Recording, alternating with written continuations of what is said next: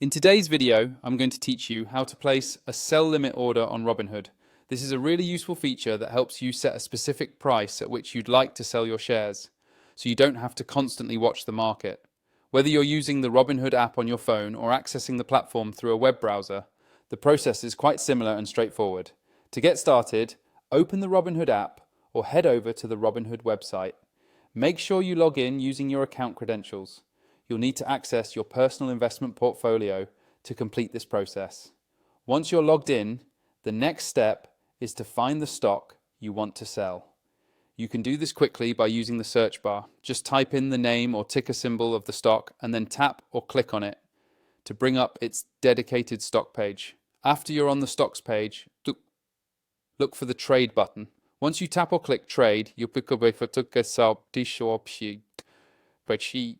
given a couple of options.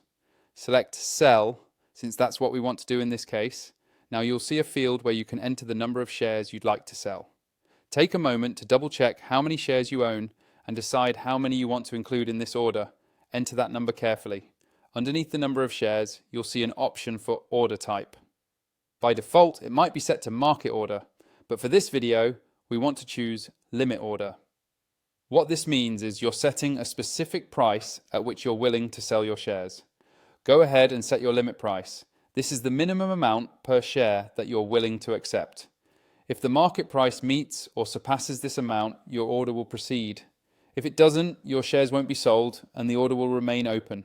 So make sure to think carefully about the price you set based on your goals and current market trends.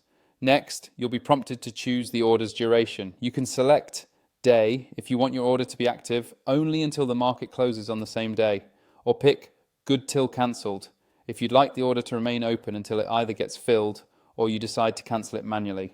After everything is set, take a moment to review all the details. Make sure the share amount, limit price, and order duration are all correct. Once you're comfortable with your choices, click or tap submit.